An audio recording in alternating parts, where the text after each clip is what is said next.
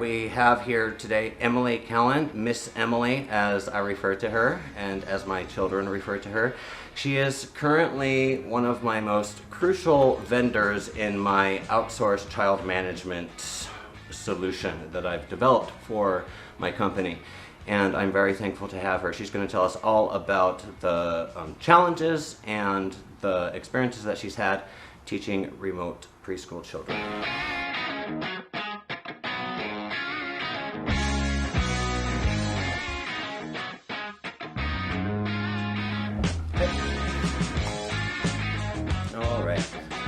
So, to start off, tell me a little bit about Illuminate. Well, Illuminate, let's see, we're what we call a modified Montessori. So we have Montessori elements, we use them. Part of that is that there's not a lot of technology in the classroom at all. So oh yeah, it's not like full-on Waldorf. No. Where they're like, I mean, we for sure have banging sticks against each other and calling it drum circle. We definitely do rhythm sticks. Oh, okay, sorry, my bad. But there's not, like, if you look around, we don't have computers or tablets or anything. And the idea is that after 8, they'll get plenty of that at school.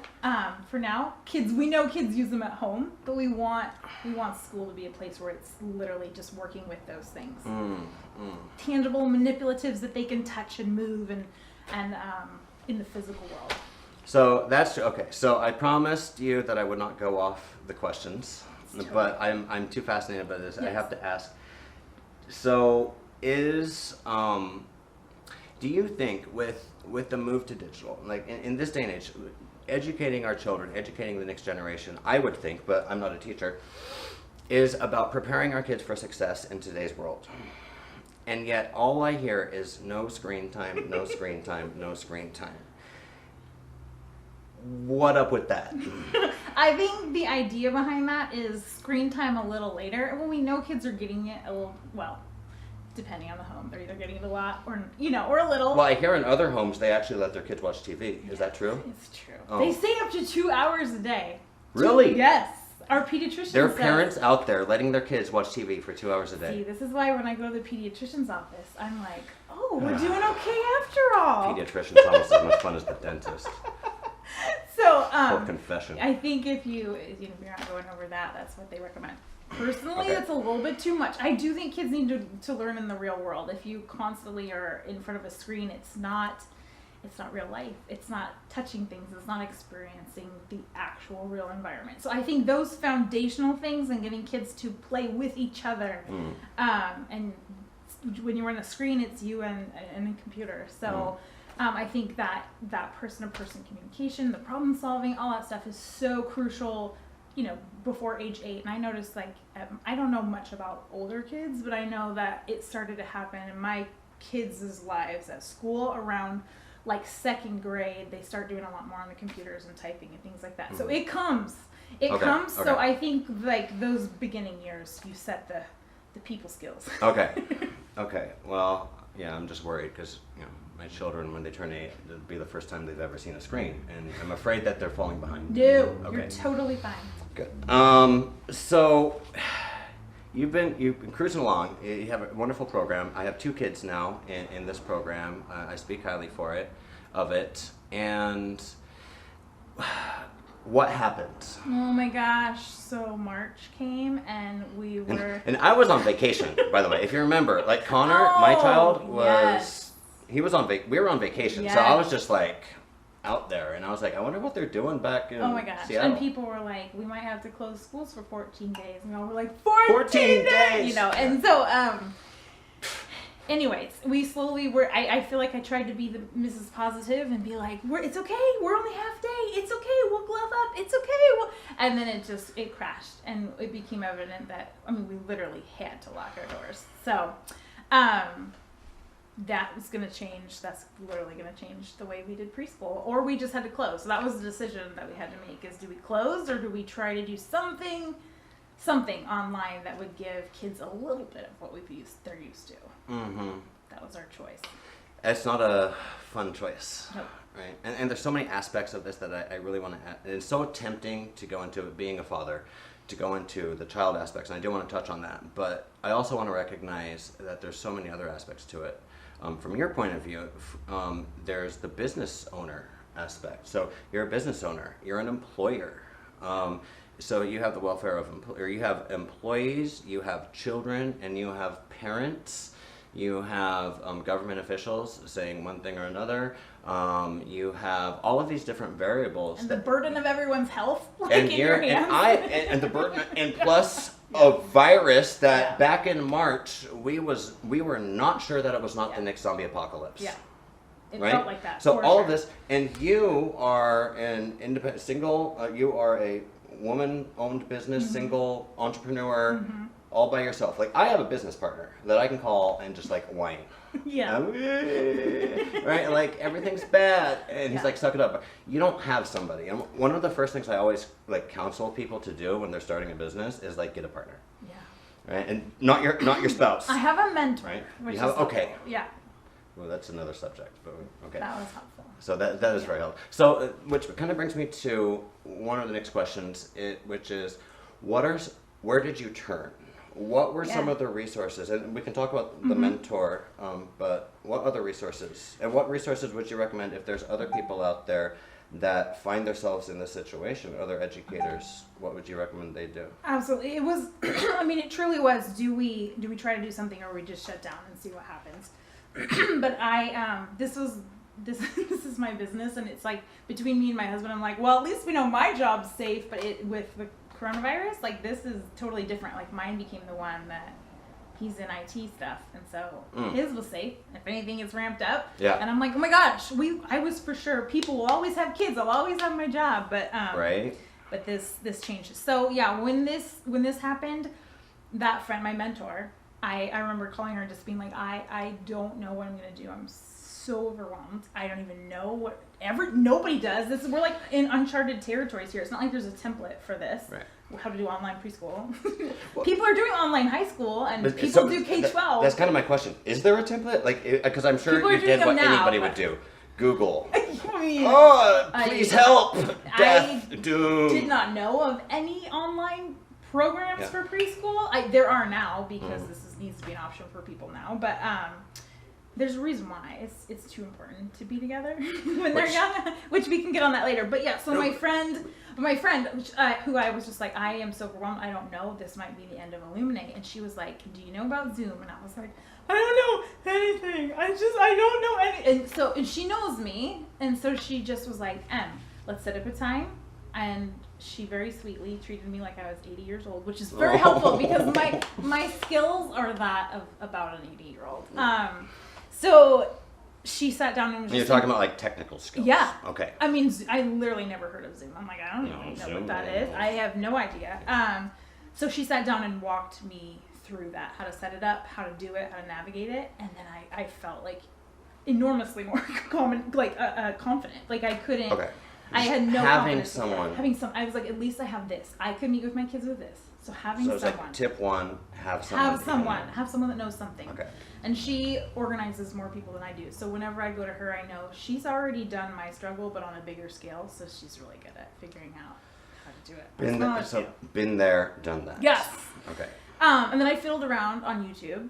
Apparently, you can just have a YouTube channel. I didn't know that. I'm like, I don't know, what is this? They're just letting anybody have YouTube channels. Like, I was like, is this my password? I don't know. And so, if somebody logs me out wait, right I now, already have a YouTube account? If you have Gmail, you have a YouTube account. And I did not know that.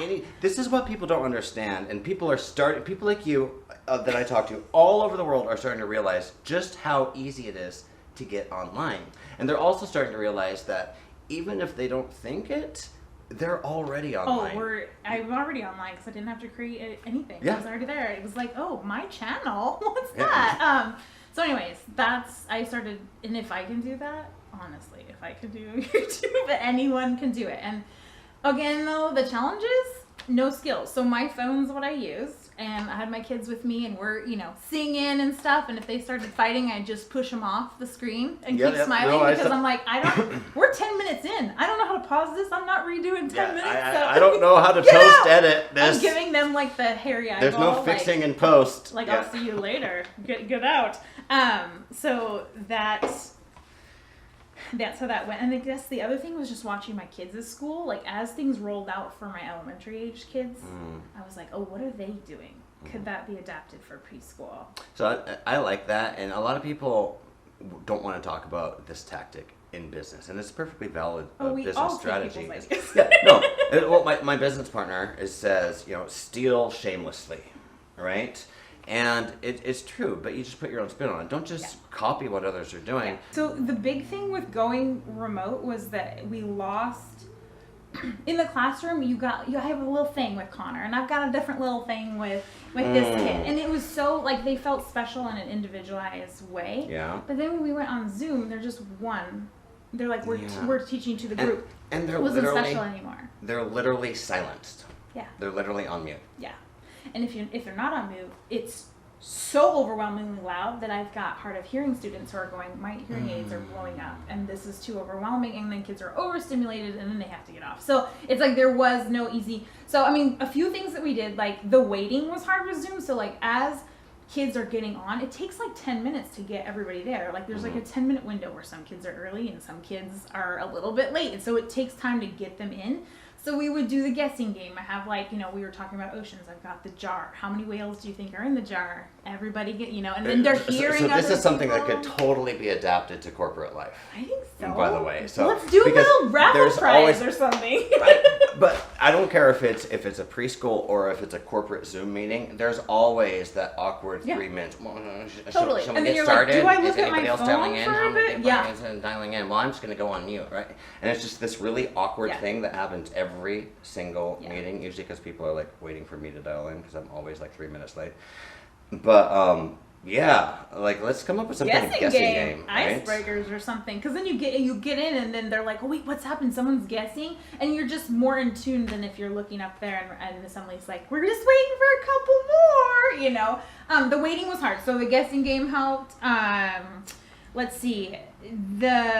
We figured out almost at the end of the year that smaller groups was better. If there is a way to do 5 kids, and I would imagine this is the same with adults too. Like when you are one of 20, you it doesn't matter that I'm here.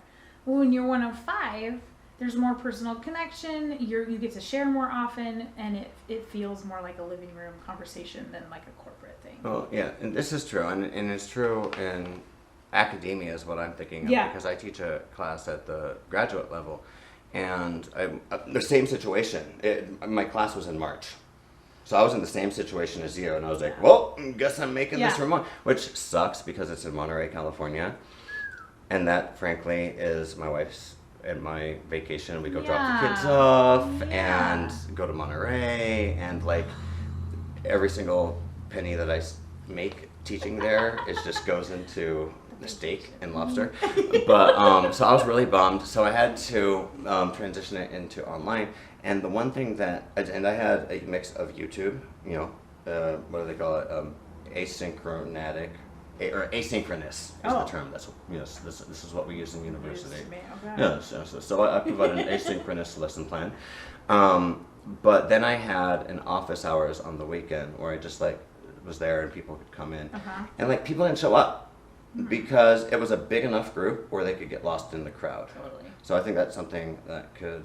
It's small. Yeah, keep it small. Okay, tip number 2: keep it small. Keep it small. Another thing we noticed with kids is that we gotta give them time to share. If it was all about me, we're not used to doing that in the classroom. Where, in traditional school, you have no idea how it's like a teacher.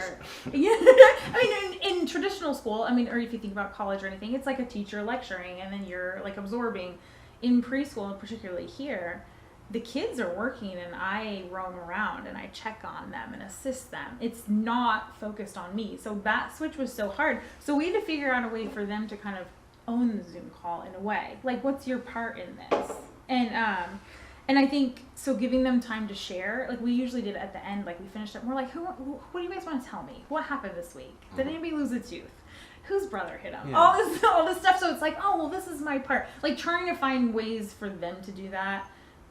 And then just sharing personal stuff about yourself. So like another thing that ended up being kids' favorite, if I was like, Okay, let's just pause the curriculum for a minute. You guys, I have the funniest story to tell you about my brother that happened. And then it felt more like calling a friend. And kids really tuned into that. So, pausing, being personal, telling a story, sometimes scrapping the curriculum altogether and being like, it feels like a connecting moment. Let's just be together. This has been a really hard week. Let's not talk about whales right now. Okay. Because my brother peed his pants one time because he laughed so hard. You know, like something like that where it was, and then I think they were more excited to get on knowing that something funny could be shared or then they could share about how, whatever. Okay. Dogs looking different I like parts. that. So that's, what was that, tip number 3? I think it was tip number 3. Tip number 3.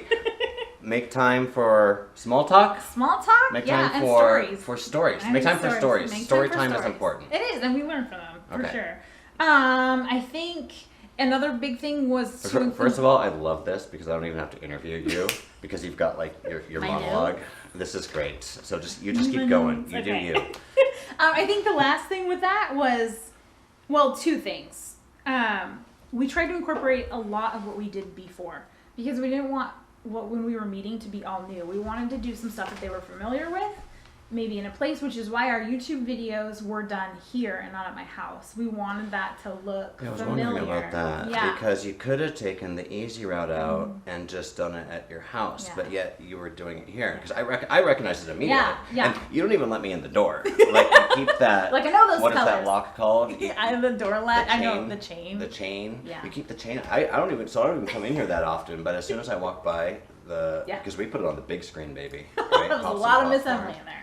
Because, well, in all seriousness, like we did try to limit, and everybody was going through everything, right? Oh my gosh. So it's like we had, and because we didn't have a nanny, because we didn't have to furlough our nanny, but we reevaluated her responsibilities. And Yeah, so we need her. instead of being the executive director of child care services, she became a marketing intern.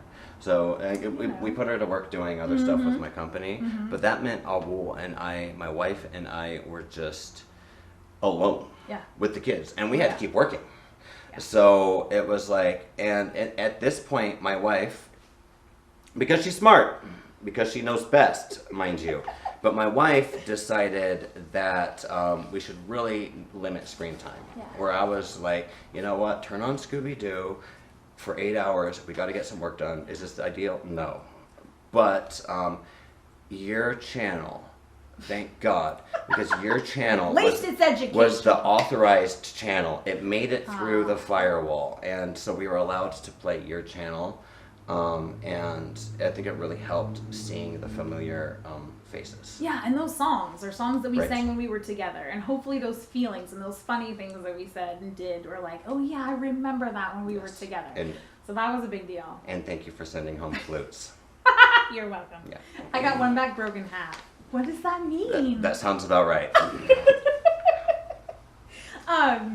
Well, speaking of working as a parent, so should we transition into that? That's next. Yeah, question. so let's transition into that. So, I would introduce this, but I don't know enough about this because I've been meaning to reach out to Miss Emelie for a while now. We've been planning this project that you're watching, and she's the perfect candidate for it after seeing all the amazing stuff she's doing. And I haven't reached out to her because I've been procrastinating, but then I saw on Facebook she posted something about this Takes a Village initiative, and it finally spurred me on a Sunday to send her an email and say, hey, can we talk? And she said, hey, yeah, Mondays are good, maybe sometime. And I said, great, see you tomorrow. And I was like, so what? What? Tomorrow? Okay. Yeah. Okay. And so here we are. So which is good because this is how much preparation she did. And if she had a week to do it, she would have written it. I would have spun So out. tell me about Yeah. Takes a Child because Yeah. it looks... Okay, well, I have 2 kids, and they're elementary age, but like younger elementary, like they were kindergarten and 4th last year, and so my experience trying to work, like you were saying, work, and your kids have school, and their mute isn't working, and why aren't you in your chair, and your teacher's calling your name, and this won't work, and that won't work, and when do I have PE, and all this, like, I feel like I worked in like 3 minutes, like everything that I did in my 40-hour work week was done in like increments of 3 minutes before I was interrupted, and then I got maybe another minute or 3 minutes, like, and I was going crazy, and I'm looking around and everyone else is going crazy, for sure everyone else is. the lucky thing is, I can be home. You and Awu got to be home. Like, there's people like, I mean, Uber Eats drivers, construction workers, people who work in pharmacies, essential workers. Like, I'm like, what are they even doing? Like, what are they doing with their kids? So, it was hard, and everywhere I turned, it was hard. And being a part of a church in a small community where we're like constantly looking for ways to be help to our community, and that was huge. So when that need came up, and the leadership at church started seeing that too, and they're like, wait a minute, this is an avenue, like this is an opportunity. Is this a struggle for every single person that we're talking with right now? We have this building that we can't meet in as a church body in large numbers. Like, what can we do for our community in this time? So this is when church leadership and then mentioned this idea, and I was stoked to be a part of it, because this is right down my alley. Like, meeting kids' needs, meeting families' needs, helping parents out. Like, this is exactly what we need to do. So we ended up sending out a survey to about, I feel like it was 100, 150 people. And it basically was like this. Do you need help with your kids' remote learning, as we're looking at fall and almost every single district is distance ed? Or do you need more like social, emotional, like social times for your kids? Like, those were our questions. And then the feedback came back, and it was like 95% of people needed both. And we were like, okay, this is a need. We were kind of wondering if this was a need, and it was overwhelmed. People are struggling. Like, it's insane. Whatever I'm feeling, it's 10 times worse for most other people. So, starting in October, the village at Brookview will be open from 8 to 5, and you can sign up to bring your kids. And we hired a teacher to oversee the learning. So that teacher is a certified teacher, but they're going to be there mostly to make sure they get online, or they're troubleshoot connectivity issues or whatever that is. But then the cool thing is, to be clear though, with the teacher, I don't want to interrupt, Your Honor. Yeah. But the teacher is not actually teaching the students; they're just facilitating the. Yeah. Okay. Yeah, he's just facilitating, but he also is there and kind of has the education background to know. Oh, I get what they're doing here, and I'm sure that he would help out with a math problem if needed. Yeah. I don't think he'd be like no, but So yeah, but we were thought, how do we go beyond like just the minimum? And then we this social emotional piece that this is huge. I mean, I know my kids are getting weird being at home. Like, they're getting real weird. Frankly, I'm getting weird. I know. Frankly, like, that's why I send my kids to preschool. 2 reasons: to build social skills, because I've never met a adult human being that didn't know the days of the week. I know. You know what I'm saying? I know. Like, whether or not my kid learns to count is not a priority for me, because it's going to happen, right? So I send my kid here for 2 reasons: to build social skills, to learn how to work with others, to learn how to negotiate and solve their own problems. The second reason is to get them out of my house. So if you can't offer that second reason, you better have a really good value proposition on that first one. And that's the thing with the village is, like, we know kids need it. Everybody knows their kids need this, but adults also need support right now. Like, this is, every adult I know is like, this is so much right now, and I'm on the verge. But how do we go beyond just meeting education needs? Like, we've got this social emotional component. So we figured out a way. We're going to bring volunteers in from inside the church. They're excited about the project, but we've had so many people from outside the church too saying, hey, I love what you're doing. I'm an architect. I would love to sit down with kids and show them how to draw certain things. Or like, I'm going to do a cooking project in the afternoon. We've got people who are like, I'm a PE teacher. I can't be like playing Foursquare. We can't do touch football because I'm doing PE remotely. I will come, and I'm so happy to set up an obstacle course or whatever and lead kids through that so they can have like real life recess. So we've got, the weird thing is like everyone needs it, but we created this thing that's going to do it. But the volunteers are like flooding, and that's the cool thing is people want to help. Like, that was the surprising thing is I was like, what if we get all this need and then like nobody is able? What if they're all like, I'm working, but we haven't. I mean, we have people going, this is a great idea. I want to be a part of this. So I think one question you'd asked earlier is, why isn't this happening? Like, why isn't the government doing something like this, or other companies? Right. Yeah. And I think it is, like, I have noticed, like, with elementary age kids, there is a push. They've relaxed the, qualifications and requirements for places to send your kids, which, I mean, okay, I know that's helpful, but we really still need to do background checks. Like, you know, and like some things are like, they're like, oh my gosh, we got to get kids places. And so they've relaxed things, which I get. Because it's hard. I mean, there's a lot of hoops to jump through, and they're trying to make that easier so there's places for kids. Has that relaxation helped you to start this Takes a Village initiative? A little bit. Because I was wondering about, they're shutting stuff down. Yeah. You're not allowed to go to church, but you can use the church to host a bunch of little snotty-nosed germ factories. Socially distanced, in masks. So the fact that the church is big enough, like the downstairs is big enough, it's like, we can do it in a way. We can't take a ton. Yeah, it's huge. Yeah, it's big downstairs. Yeah. We can't take a lot, and that we can organize in a way. You can do church if you RSVP right now. So you can have church that's like, I think 25%. Just like I can go to the gym.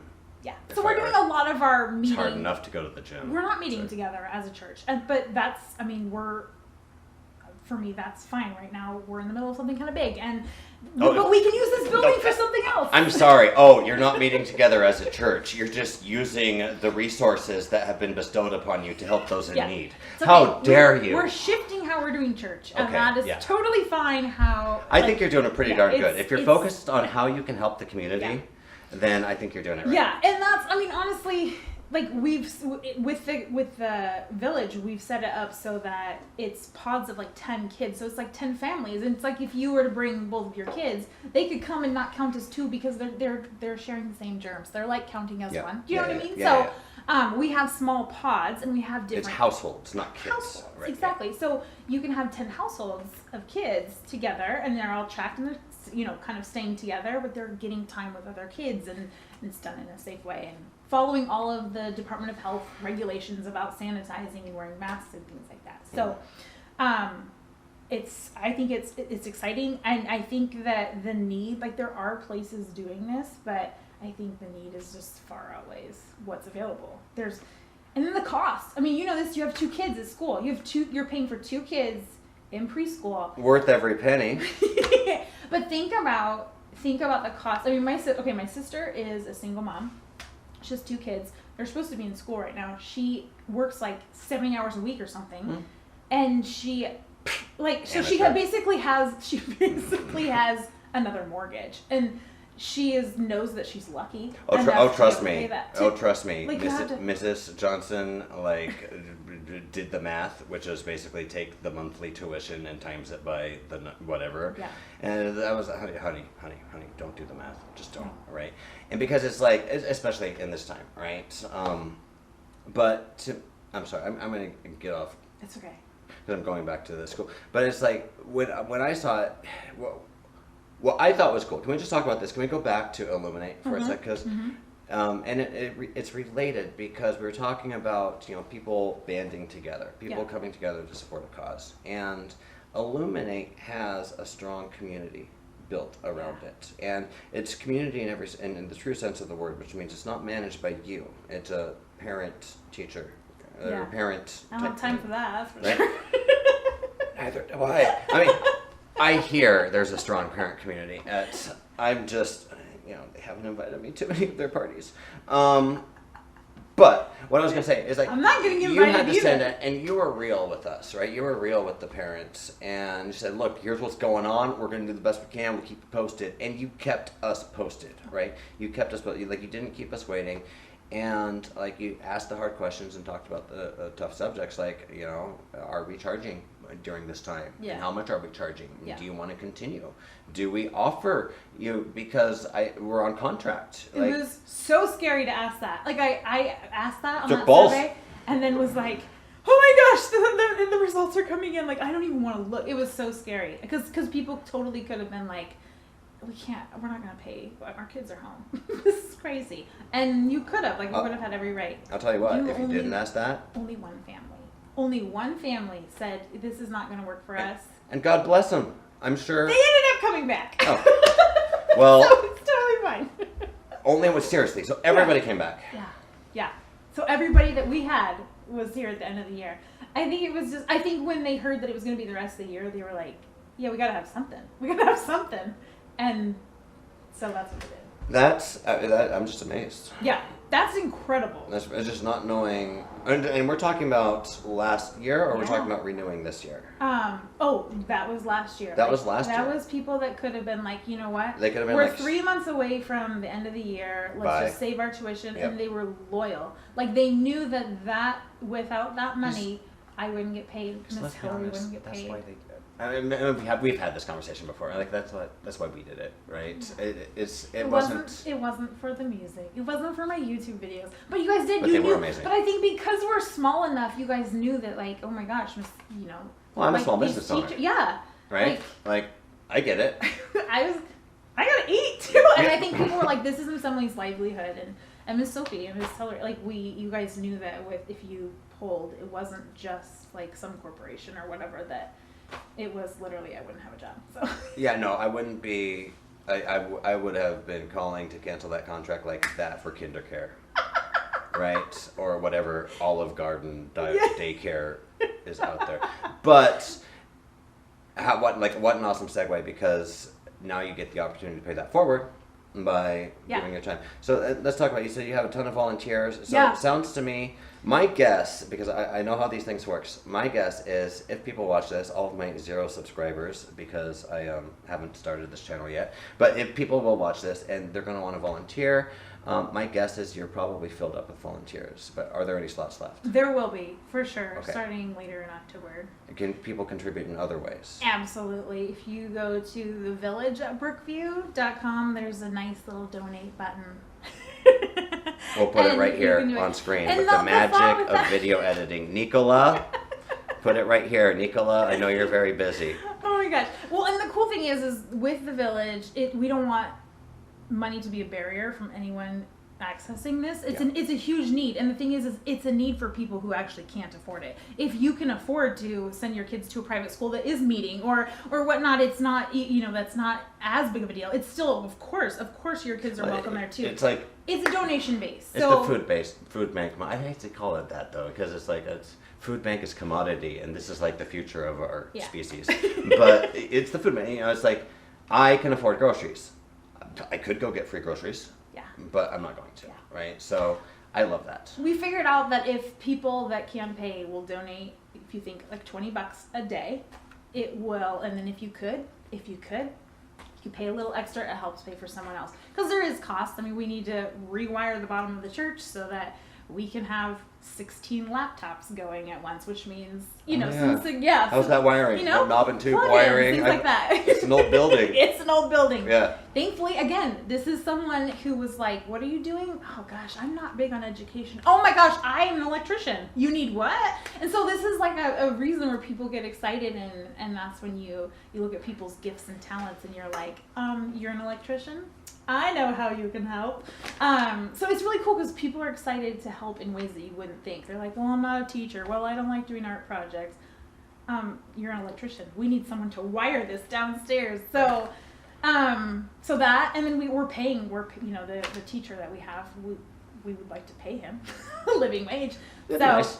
you know, so there is cost to it, but I think, I think that we want people to be able to come that can't pay, so we're hoping that people donate too. Just kind of stepping out and being like, okay, we'll just take a little step and we'll see what happens. Leap of faith. And so far, it's been really good. So. Well, at the risk of regretting this later. Yeah. Oh, look at the time. I gotta go. At the risk of regretting this later, is there anything I can do to help other than what we're doing here, just getting the word out? I mean, this is awesome. I have skills. Let's talk. Okay. And I'll pencil some time in. Do. Schedule some consulting hours. I would love that. And I would love that. We'll see what we can do. So, Emelie, anything else? Nope, that's it. That's all I got. All right. So, Emelie Kallen, or Miss Emelie, Miss Emelie. everybody. This has been a really interesting conversation. Thank you very much. Thank you. Thanks, Tucker. This was And awesome. once again, the information for Illuminate Preschool is right here, as well as It Takes a Village. If you'd like more information, I encourage you to check that out. Bye.